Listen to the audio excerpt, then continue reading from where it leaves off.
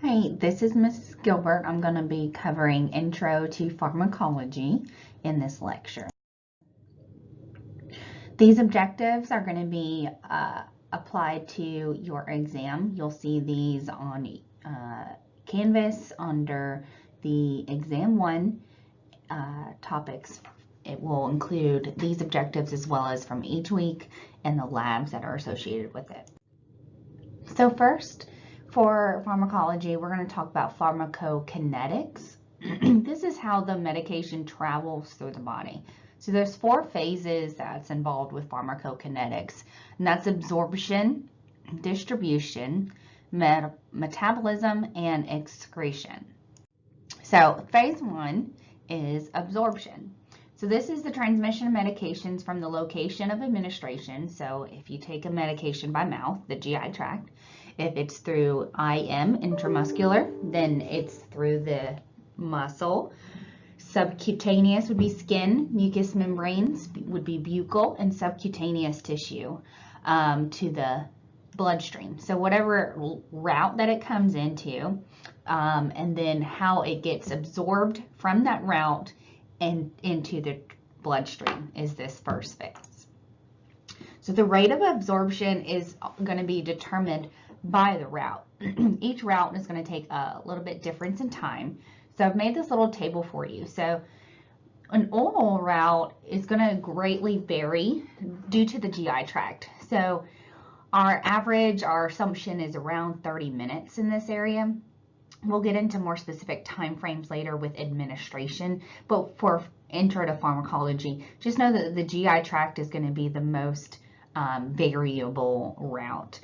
Sublingual, which is underneath the tongue, or buccal, which is going to be into the mucous membranes of the gums. We'll get into more about how and where these routes are in the first lab. This absorption is going to be very quick with a systemic effect. It's quickly absorbed into the bloodstream. Other MMs like rectal or vaginal suppositories, they're going to be easy with both local and systemic effects. Inhalation is going to be rapidly absorbed. And then intradermal is going to be, of course, slow. It's going to also just be that local effect to that area. It's not going to be systemic to the entire body. The subcutaneous and the intramuscular is going to vary due to the solubility of the diluent that is used, and as well as the site perfusion. So it may end up with a systemic effect, but it may take time. And then IV, intravenous, is going to be, of course, immediate and complete absorption. So there's no pass effect associated with intravenous method as there is like with the GI tract. So some of that medication is used up in the absorption process, and therefore to get the amount that's actually being administered is not the actual amount being applied to the person's body. It's because some of that medication is used up in this first phase of absorption. So then once it's in the bloodstream, the body distributes it. So phase 2 is distribution. So this is when the transportation of medications happens to the sites of action by bodily fluids, so the bloodstream. So this is going to be influenced by the body's circulation, permeability of the cell membrane, plasma protein binding, and so those things are really going to matter depending on cardiac output and things like that, which you'll learn more about in foundations. Phase 3 is going to be metabolism. This is when changes in medications into a less active or inactive form by the action of an enzyme. So when it's broken down through metabolizing enzymes. So this occurs primarily through the liver, but can also occur using the kidneys, lungs, intestines, and blood. As we go through medications, I'll point out the differences of this one is very potent, or it can be toxic to the liver or toxic to the kidneys. So we'll continue to see this later. So this is going to be influenced, of course, by age, because our organs start to break down over time. So an older person or someone with liver damage is, of course, going to be more cautious using medications that are metabolized by the liver. It's also increased in some medication metabolizing enzymes. It's going to make it more likely to be metabolized. There's also the first pass effect. We'll go into that a little bit more later. And similar metabolic pathways. So if a medication is the way it is created, I guess, is similar to a metabolic pathway, it's going to be more easily and readily metabolized. And then nutritional status is also going to play a role in this. So we'll talk about a little bit later in another course about dehydration and malnutrition, and how these medications are going to be more potent to those people. So the last phase is excretion. This is the elimination of the medications from the body. So it's already gone into the body, it's been distributed, it's been broken down, and then now the wastes. So this occurs primarily through the kidneys, but can also occur through the liver, lungs, intestines, and exocrine glands. Again, this is where I'll bring to your attention through different medications of damaging to the kidneys. So phase 3 is usually through the liver, and phase 4 is usually through the kidneys. This is, of course, going to be influenced by the person's kidney function. So then we need to monitor that kidney function. You'll learn more about these levels in blood levels. I can't think of the terminology for right here. You'll learn this in pharmacology. You'll start to have to memorize levels of BUN and creatinine. Do not call this BUN. This is BUN. BUN and creatinine levels are your kidney function blood tests. So we're going to be monitoring in this client anything that is going to be highly toxic to the kidneys. We're going to be watching that kidney function. Now, after pharmacokinetics, now we need to look at medication responses. This is medication dosing attempts to regulate medication response to maintain plasma levels between the minimum effective concentration and the toxic concentration. So this is just essentially saying that there's a dose ordered by the physician that's safe. So you need a minimum amount of a medication to be effective to have the desired effects of the reason that we're giving this medication, but we don't need to go over too high because it can be toxic. It can be damaging to different organs or brain function. So this is where we are calling the therapeutic range when medication is effective but not toxic. And then there's a therapeutic index.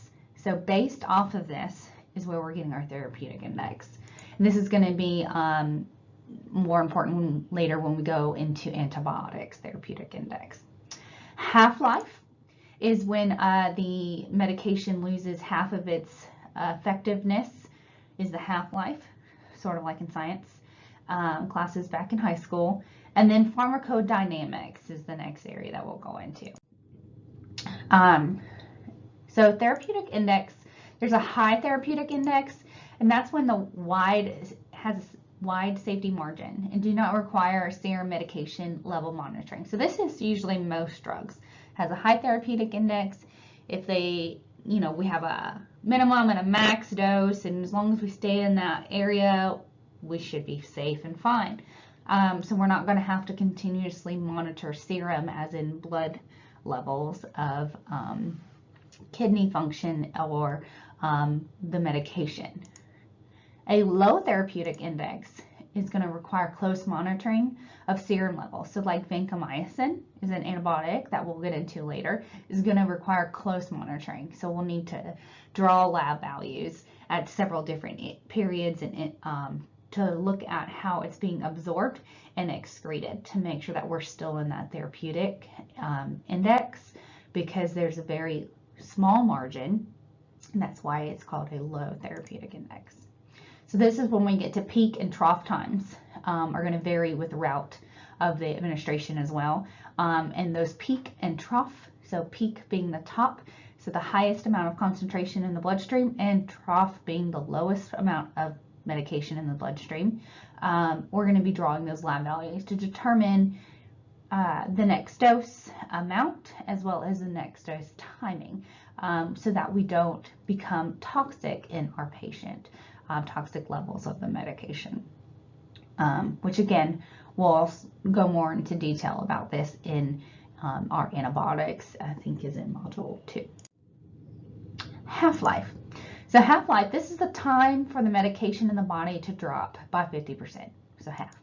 It's affected by liver and kidney function, of course, because that's where we absorb and excrete. Medications that have a shorter half-life leave the body quicker, so 4 to 8 hours, shorter half-life. So the time it takes the medication to drop by 50% is a small amount of time.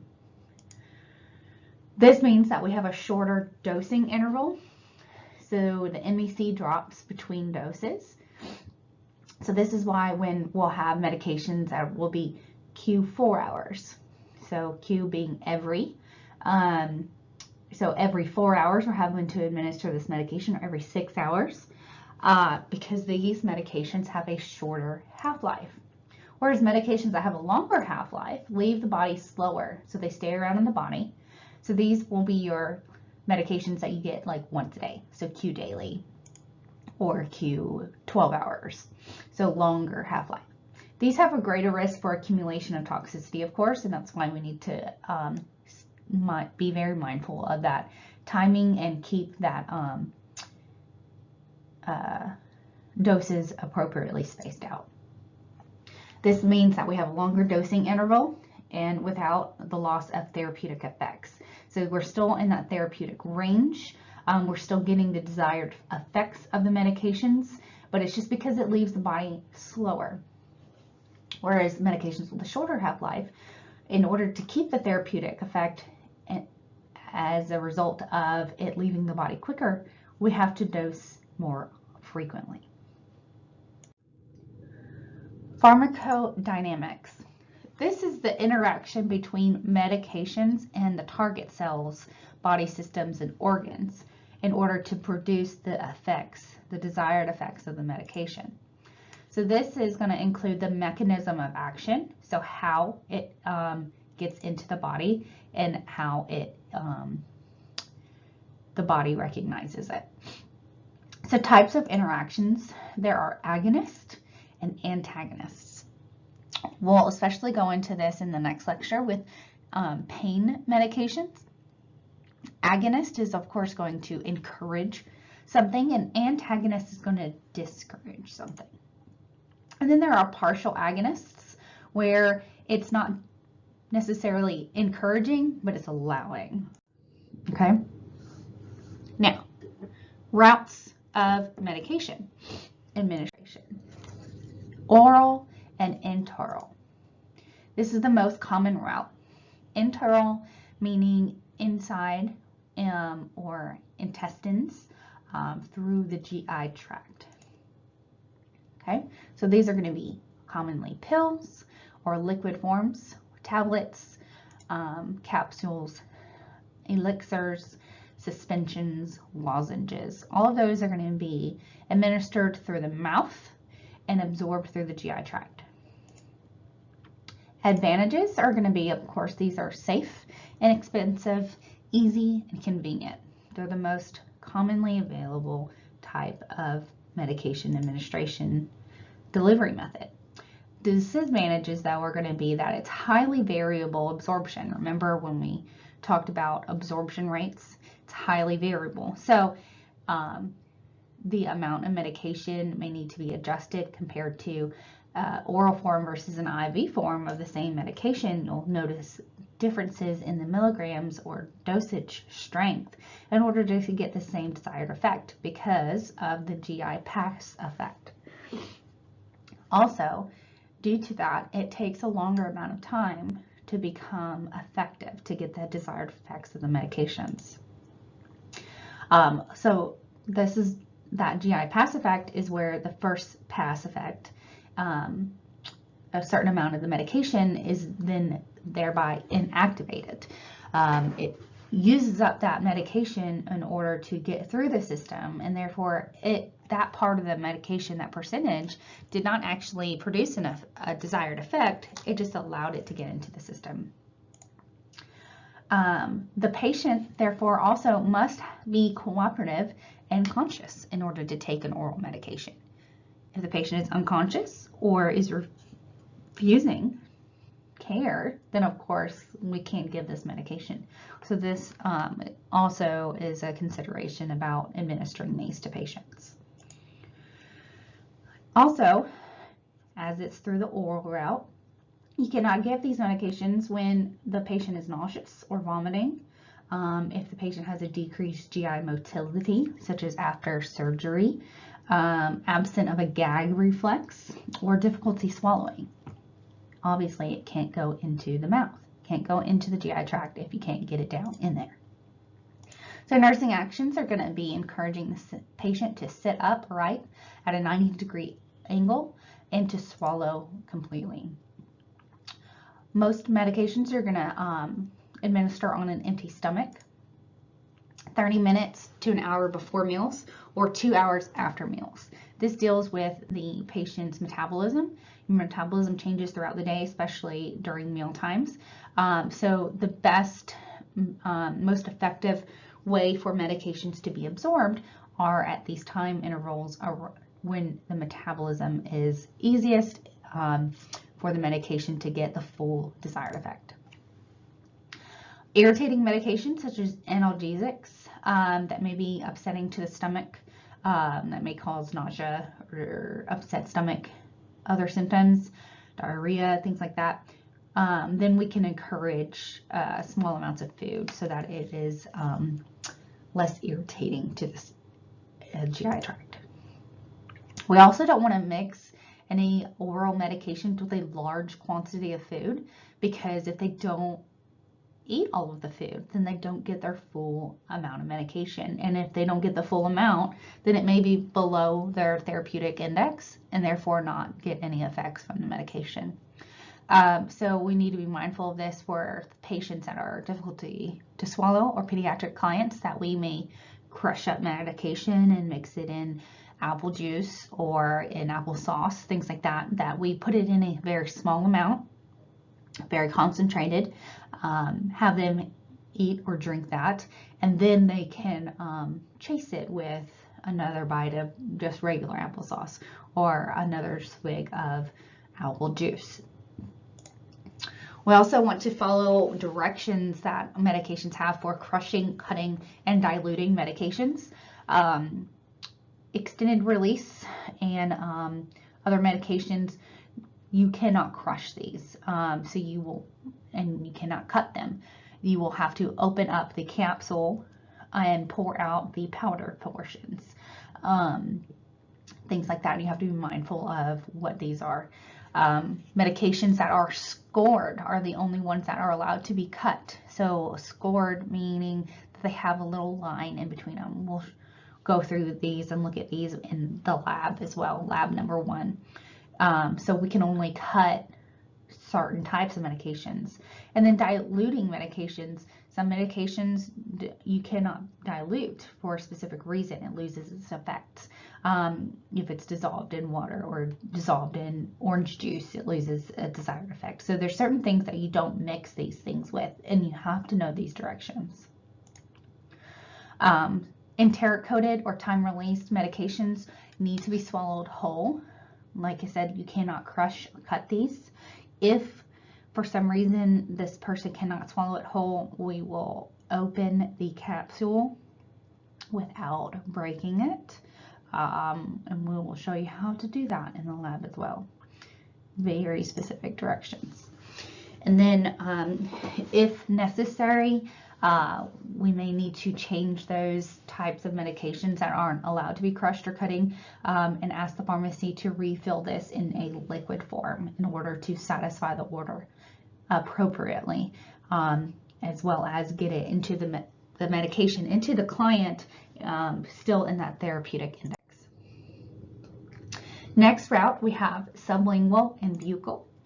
Sublingual is under the tongue. Buccal is between the cheek and the gum. So you see there's a slight difference here. These are both going to be readily and rapidly absorbed and often cause systemic effects. This directly enters the bloodstream and bypasses the liver. So the nurse needs to make sure and keep the medication in place until it's completely absorbed, which means that the client cannot eat or drink anything until the tablet is completely absorbed or dissolved. Next, we have liquid suspensions and elixirs. So oral is the same concerns, same advantages, disadvantages as the oral route. So we need to make sure that we follow directions by dilution and shaking. We need to pour into a cup on a flat surface so we don't spill it, of course.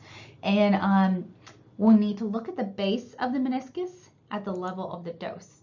So the meniscus is this little curvature line. When we put a liquid inside of a solid object, such as a medicine cup, it forms this little curvature line from the fluid level. So we need to look at the base, the very lowest portion of that curved line, not the edge of the line, the top part. We need to look at the base.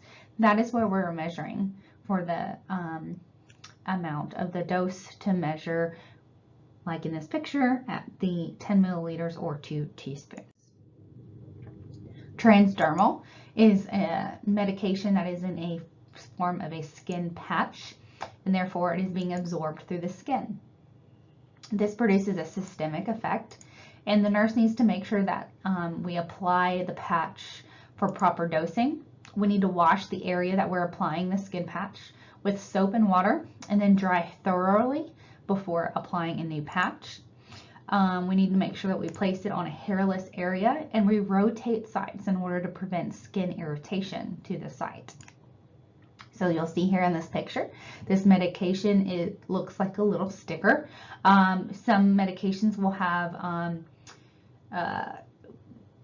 like a Band-Aid, brown, tan looking color with sticky edges around their outsides, like a large Band-Aid. Some will actually just be clear like this with the name. And the medication is on, of course, the underside where the sticky portion is and being absorbed by the client.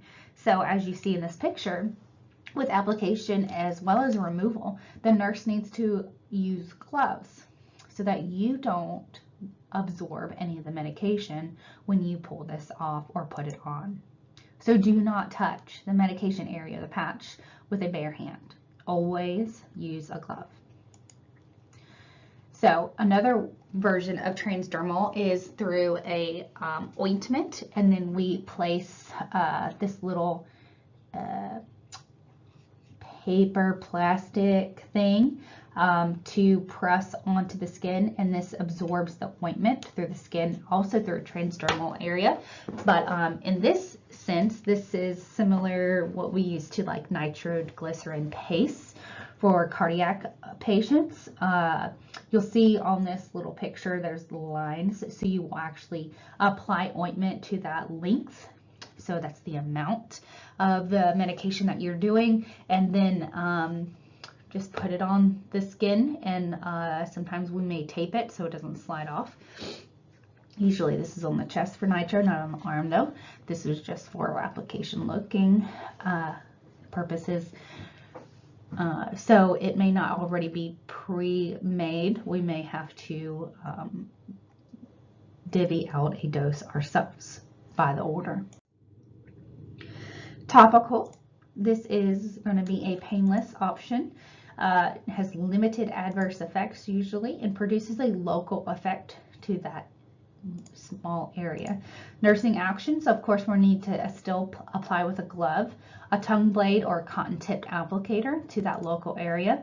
So you can apply it directly to their skin or on your gloved finger. Again, do not apply with a bare hand so that you do not absorb any of this medication. Eye drops and ointments. For the nurse, we need to make sure that the client is sitting upright or lying supine, tilting their head slightly and looking up. We need to rest our dominant hand on their forehead and hold the dropper above the conjunctival sac about 1 to 2 centimeters, and then drop into the center of the sac and close the eye gently, or ask them to close their eye gently. Avoid placing it directly on the cornea. If more than one drop, wait at least 5 more than one medication drops. Wait at least 5 minutes between medications so that we avoid this washing out mechanism. So if we apply a drop to one eye and we need to apply another medication, sometimes that is too much liquid in the eyeball. So the second medication will wash out the first one. So we need to wait at least 5 minutes between different medications administered through the eyes. If a systemic effect is not wanted, we'll ask the client or perform this ourselves. We'll hold pressure on the inner side of the nose. You'll see here in step 4. So pressing the finger against the inside corner of the eye so it does not get absorbed by that conjunctiva sac and therefore produce a systemic effect. So we need to know, based off of the order and the medication, what is the desired effect of this? Is this just for the eye, or is this for other reasons, for like glaucoma, which we'll get into later. Nursing actions for ointment. Similar position, sitting upright or lying supine, tilting the head slightly and looking up. But here we're going to apply a thin ribbon to the lower eyelid of from the inner to the outer canthus. So you'll see in this picture that they started towards the inside of the eye and then followed the lower eyelid on the out to the outside. Eardrops. Sitting upright or lying on their side, the patient should be. But we're going to need to know the difference of how to administer these for an adult versus a pediatric child. So anyone who is 3 years and younger is going to be pulled down, whereas adults are going to be pulled up. So adults, you're going to pull the auricle up and back. This is going to straighten the canal, whereas children, their anatomy is just still slightly different. So 3 years and under, we're going to pull the auricle down and back to straighten the canal. We need to hold the dropper 1 centimeter above the canal, drop the medication, and then gently apply pressure with your finger to the trachea, which is that little flap that covers the eardrum. Do not apply pressure if this is painful to the client, of course. The patient needs to remain on their side 2 to 3 minutes after the drops are administered to fully absorb the medication into the ear and avoid it falling out of the ear. Nose drops. The nose needs to be cleared, so this means that the client is going to be asked to blow their nose first to clear the nasal passage. We need to make sure that we use medical aseptic technique, and the patient should be lying supine with their head positioned up in order to allow the medication to be administered into the nares, like in this picture. We need to drop the medication with our dominant hand and supporting the head with the non-dominant hand. In most cases, this is with pediatric clients, and so I actually will hold my non-dominant hand on their forehead to keep them from raising their head and causing an injury into their nose. So you have to be mindful and make sure that the client is not moving during this time. Tell the client to breathe through their mouth during this climb. Of course, we're putting liquid in their nose, so if they breathe through their nose at this time, they could inhale the liquid, which I'm sure you have done, and is not fun. So then after this is done, the patient needs to stay lying supine for 5 minutes, again, to avoid it from draining out of their nose. And then for the same reason, they're not to blow their nose for 5 minutes afterwards. It may be a little irritating, because of the liquid that is in their nose, but blowing the nose just blows the medication right out and has no desired effects. Meter dose inhalers, MDIs. We'll see these in the lab. So we need to remove the cap from the mouthpiece, shake it vigorously, and then hold the mouthpiece at the bottom and hold the inhaler with a thumb near the mouthpiece, and index fingers are at the top. We're going to hold it 1 to 2 inches away from their mouth, or close their mouth around the mouthpiece. This is going to depend on the patient's ability and motor skills. As you can imagine, younger children, this can be a little bit difficult. There's multiple steps here. So we need to make sure that the mouthpiece is angling toward the back of the throat when it's in their mouth. They need to take a deep breath, then exhale, then tilt their head back, and at the same time pressing the inhaler and begin to slowly get a deep inhalation. And then they need to take 3 to 5 seconds to deliver to the air passages. So they need to essentially to hold their breath for about 10 seconds, which seems like a very long time, but as long as they can, after they have done this deep inhalation, in order to keep the airways open and for that medication to deposit to the lower airway. Then after that, they need to take the inhaler out of the mouth and slowly exhale through pursed lips, not their nose, and then they can resume normal breathing. A spacer may be used to deliver better coverage to the lungs, especially in children, where this mechanism can be a little bit harder to accomplish. And so this little spacer gives them that extra second or so for the medication after they press on the inhaler to release the medications for them to inhale, instead of having to think and do all those at the same time. So in this case, they need to remove the cover from the mouthpiece and the spacer, then insert the inhaler into the spacer, shake it 5 to 6 times, so we're starting all over. Exhale, close the mouth around the mouthpiece, and then continue just like with the meter dose inhaler. Dry powder inhalers are things like this that you've probably seen on commercials before. These ones, you are not going to have to shake the device. These are already pre-mixed and do not come apart. So take the cover off of the mouthpiece. I'll prepare the medication. So sometimes this involves one click in order to prime it. We will show you these in the lab as well. So exhale completely before they start it, and then place the DPI between the lips and take a deep inhalation through their mouth, holding their breath for 5 to 10 seconds, and then take out of their mouth and slowly exhale through pursed lips, just like with MDIs, and then resume normal breathing. If multiple puffs are prescribed, make sure that the wait time is on the prescription and that the patient understands what that means. If it's a corticosteroid medication, we'll get into these with the pain and inflammation medications. We're going to make sure that they rinse their mouth out with water or brush their teeth to reduce the opportunistic infections such as fungal infections as a result of this corticosteroid. Cleaning these dry powder inhalers can be a task. So they need to remove the canister, rinse the inhaler, the cap, and the spacer every day, and rinse it with warm running water. As you can imagine, this does not happen very often and can lead to oral infections. They, of course, need to make sure that it dries completely before using again. So when they do this, it needs to completely dry, so then mold does not develop and they're inhaling mold into their lungs.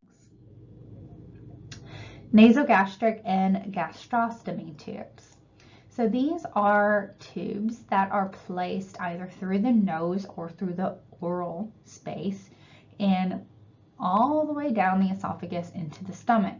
So this bypasses the swallowing mechanism and the sphincters that are involved and directly deposits it either into the stomach or to the jejunum, which is further down into the GI tract. As you can see in the picture, the nurse is going to place the medication into a syringe, and either by gravity or by pressure pushing the medication or feeding into the stomach or jejunum directly. So before we can use the tube, we need to verify tube placement. You'll go over this in lab, in foundations as well, of how to verify a tube placement. But essentially, we're going to, not the first time it's inserted, that's different, whereas this is already an established tube. So now we're going to inject 30 milliliters of air into the abdomen with that syringe and listen with our stethoscope and auscultate for bowel sounds. Again, I know this is a little more advanced at this point. We will do this later in lab. And then if we do hear bowel sounds, then that means the air was successfully injected into the bowels, which means that the tube is in the correct place. So we need to make sure that they can tolerate anything going in there besides the air. So now we're going to flush the tubing with 15 to 30 milliliters of warm or room temperature water. Do not directly administer cold water into the stomach. It can cause shock in the patient. And then after we have flushed the tubing and verified that they have tolerated that 15 to 30 milliliters of water, we can now administer the medication either through gravity or through the syringe, with or without the plunger. Push medications only if necessary. If the tube is allowing and the medication is being administered through gravity, let the stomach decide how fast it wants to get in there. You can kind of overwhelm and cause shock to a stomach, especially with medications, if you're having to push them. Sometimes, especially with long-standing tubes, it will no longer do gravity. It will only be push. But if it's going by gravity, just let it do its thing. And then after we've done with our medication administration, we're going to flush the tubing again with 15 to 30 milliliters of warm or room temperature water, not cold. We're of course going to be observing the client throughout this entire time for any discomfort or abdominal distension. So when the belly starts becoming large or firm. Some tips: use liquid forms of medications when possible, so that we avoid crushing medications as much as possible, because that crushing powder can kind of get thick and clog up the tubes. So crush medications, of course, only if it is allowed to be crushed. We can open capsule contents and mix with 15 to 30 milliliters of water. Again, do not crush extended or time-released, fluid-filled or enteric-coated pills or tablets. Don't mix medications with feedings, only water. And don't crush sublingual medications. Sublingual medications can still be administered through a sublingual route. Don't mix different medications. So it's a common practice you'll see in clinicals. If you have a patient that has a GI tube, they'll crush all their medications up together and then give them all together. Well, technically, the evidence-based practice way is to do them separately. You do one medication mix with 15 milliliters, flush, do another medication mix with 15 milliliters, and flush. And facility protocols are going to determine how much you have to flush between. Of course, during this entire time, you're going to be calculating for your intake and output that we'll get into lab 2, making sure that anything that you give them is calculated in their intake. So adding up all those 15, 15, 15, 15, so that you can calculate an intake that you gave them a total of 150 milliliters throughout this time of giving them their medications, between the medication mixtures as well as the flushes. Suppositories. Suppositories need to be stored per manufacturer. Some suppositories are to be stored in the refrigerator, some at room temperature. We need to, of course, make sure we always wear gloves. This is a rapidly absorbed, easily melted medication, and again, you don't want to absorb any of that through your skin. First, we're going to remove the wrapper and lubricate the suppository if it's necessary. If it's a rectal suppository, please lubricate it. If it's a vaginal suppository, usually these don't, or they already come with a lubricating factor. Rectal medications, the client needs to lie in a left lateral or Sims position. So you'll see in this position, this person is in the left lateral. We need to visualize the area and insert the suppository just beyond the sphincter and have the patient remain in that position for about 5 minutes. So still laying on the left side. This is going to prevent it from sliding back out. Vaginal medications, the client needs to lie supine with their knees bent and feet flat on the bed close to the hips. So I remember this is sort of like a frog position. So we may need to use an applicator in certain instances, in which case we need to make sure that we wash with soap and water or use a disposable one. Don't use an alcohol wash or cavity wipes or anything like that. Make sure it's soap and water if it's not a disposable. We need to insert the vaginal suppository along the posterior wall of the vagina, and of course, again, make sure that they remain supine in that position for about 5 minutes.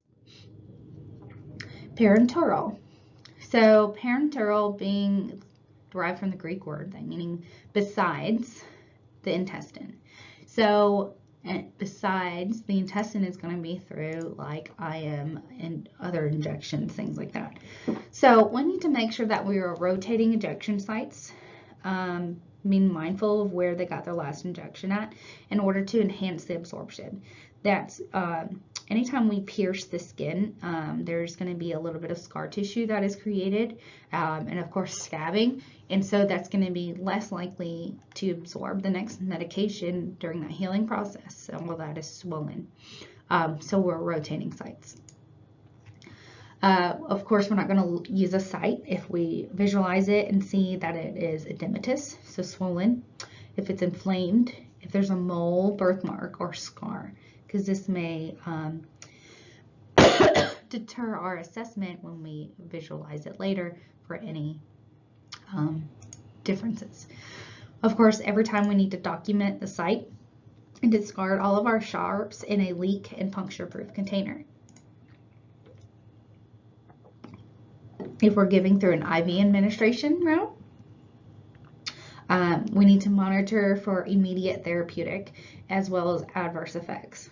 Remember, on the rate of absorption, IV is immediately. So in that case, that would mean that when you as the nurse give an IV medication, you're going to stay at the bedside for a few minutes and ask the patient or observe her symptoms. You're not going to administer medication and immediately walk out of the room, just in case something happens. So, IM, we're going to be mindful of the size of the IM needle as well as the length, as well as the muscle that we're using. So a child that is less than a year old, we're going to use the vastus lateralis. Anything that is 2 milliliters or greater, we're going to need to use the ventrogluteal. We're going to need to make sure that we choose a needle size and length that's appropriate to the type and the client size. So large client versus a malnourished, tiny, bone, skinny person may need different length sizes of needles to get to the same area of the muscle. If there's large amount of subcutaneous fat tissue on top of it, you may need a longer needle to get to that muscle to administer intramuscular per the order as opposed to subcutaneous. And then if it's anything that's less than 0.5 milliliter, it's recommended to use a TB syringe because this is still in parts of milliliters. As opposed to like an insulin syringe we'll get to later, which calculates by units. Intradermal.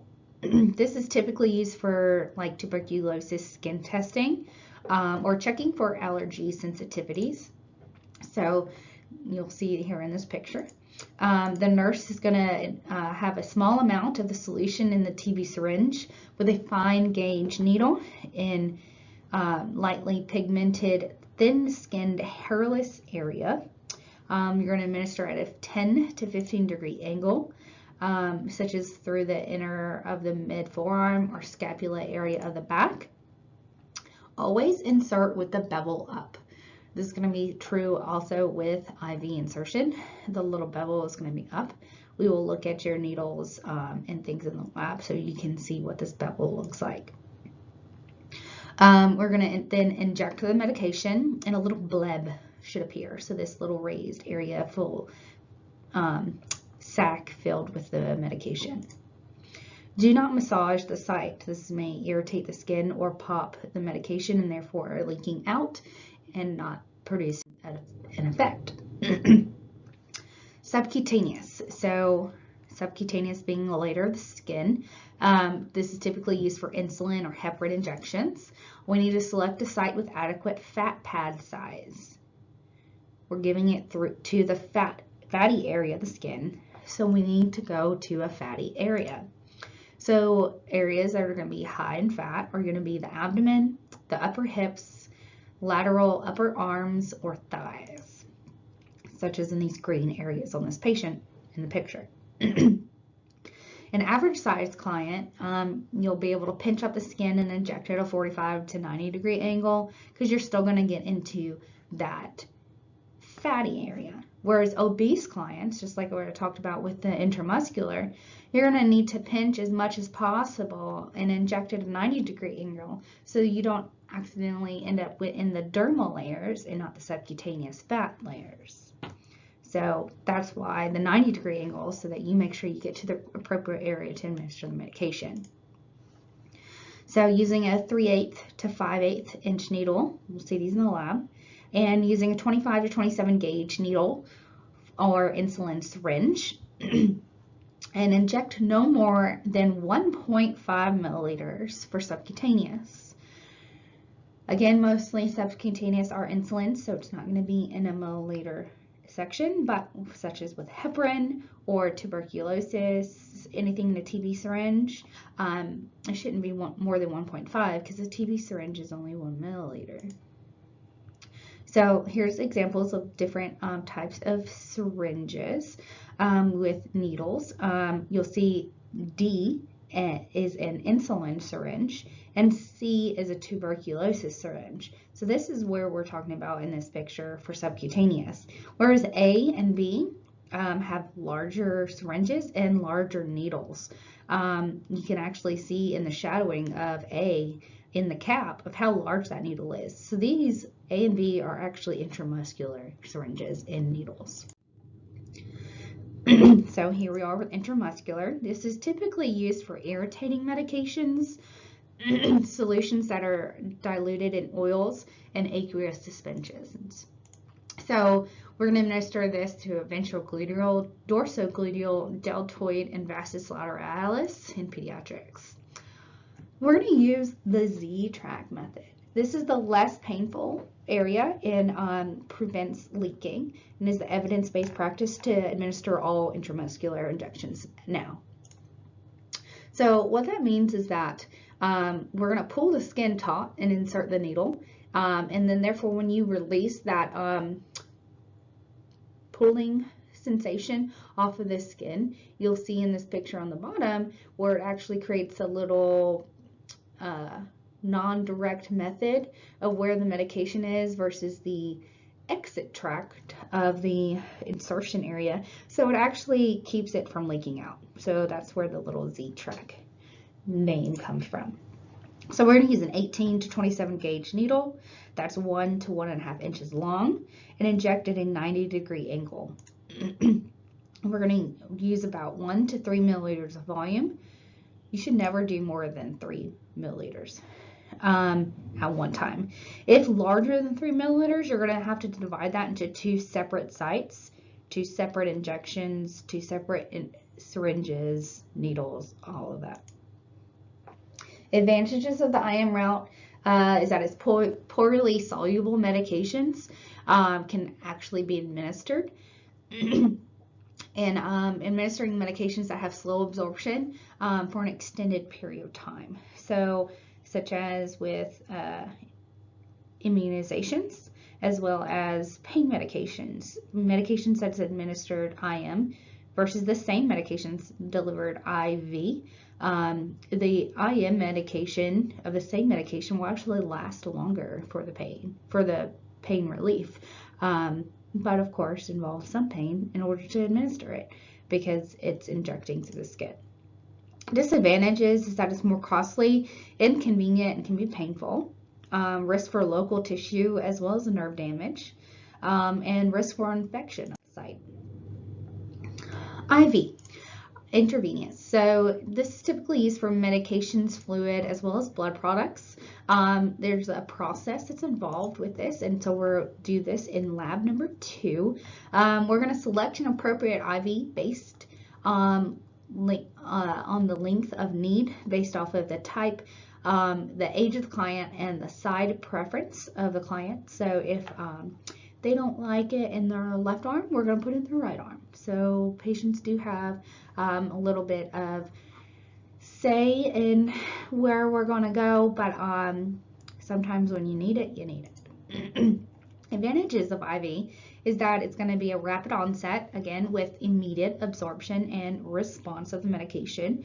It allows for a precise amount of medication, also large volumes of medication, and dilution of irritating medications so that it's less irritating to the vein. Disadvantages, though, is that it's going to be costly, inconvenient, and painful. It increases risk for infection, embolism, and disruption in circulation to the site. And immediate absorption can actually be potentially dangerous. We'll get into different medications and how to push these slowly later. Epidural. This is giving the medication into the epidural space between the vertebrae. This is typically used for IV opioid analgesia, such as with fentanyl or morphine, commonly with like C-sections or surgical procedures. The nurse is going to have a specialized clinician that is going to have to advance the catheter through the needle into the epidural space at the level of the 4th or the 5th vertebrae.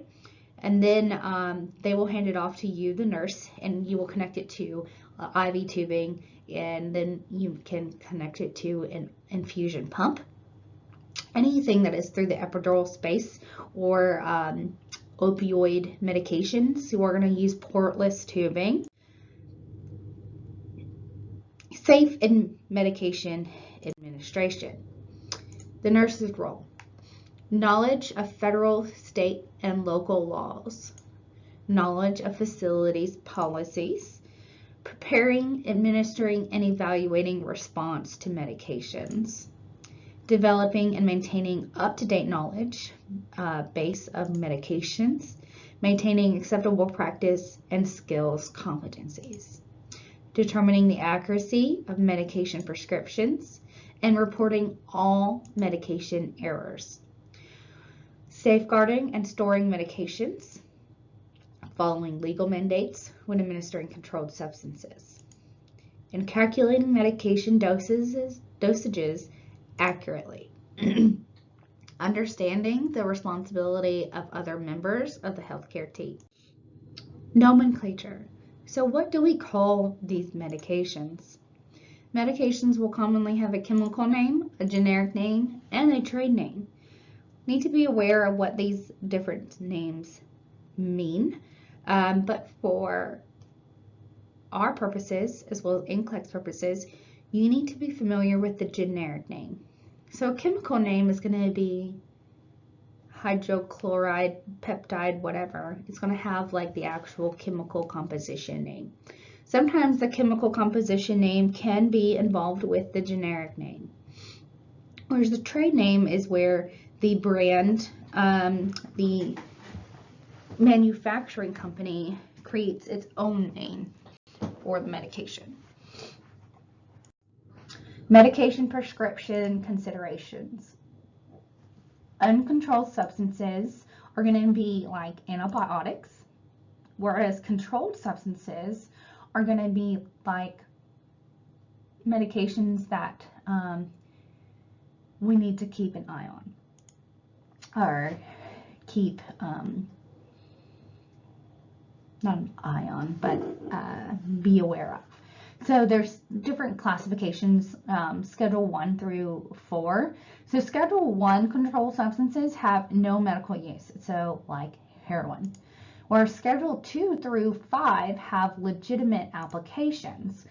Morphine, which is a Schedule 2, is going to have a greater risk for abuse and dependence than phenobarbital, which is a Schedule 4. So the higher level of the schedule, the more risk for abuse it is. And the less likely it has any medical effects. Okay. Types of prescriptions.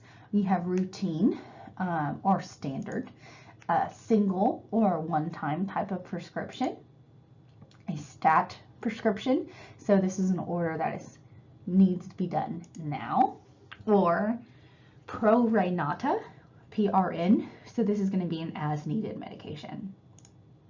There's a standing prescription.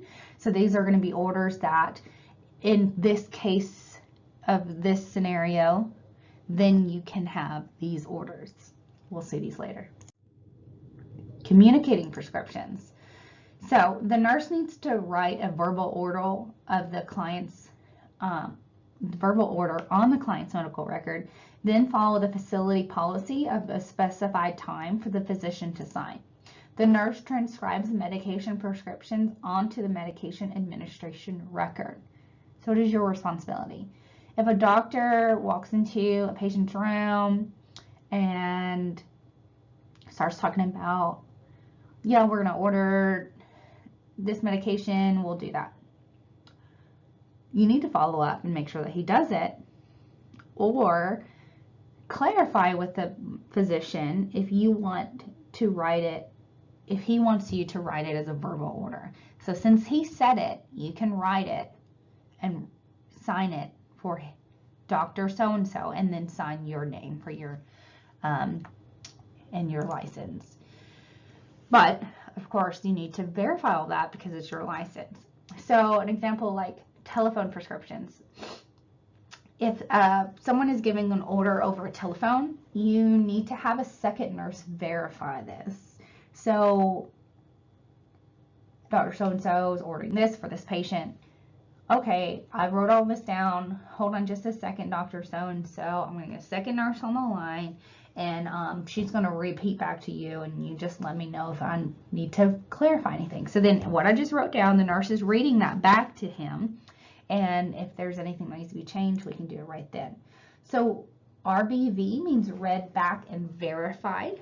We need to read back and verify the name of the medication, the name of the physician, the dosage, time, frequency, and the route. We need to clarify any letters or numbers and remind the physician the time limit based off of the facility in order for him to come and sign the prescription physically. You need to then enter that order into the client's medication administration record. And then you're going to do it like this. Read back, verified order, Dr. X, comma, the nurse you're going to sign, and then you're going to date and time it. Medication reconciliation. This is when the nurse compiles a list of each client's current medications and compares them against a list with the new medication prescriptions. The nurse reconciles it, so compares it, with the provider to resolve any discrepancies. So we're making sure that everything is accurate and up to date, and that there are no duplicates or anything that was on the order for the client prior that is missing currently.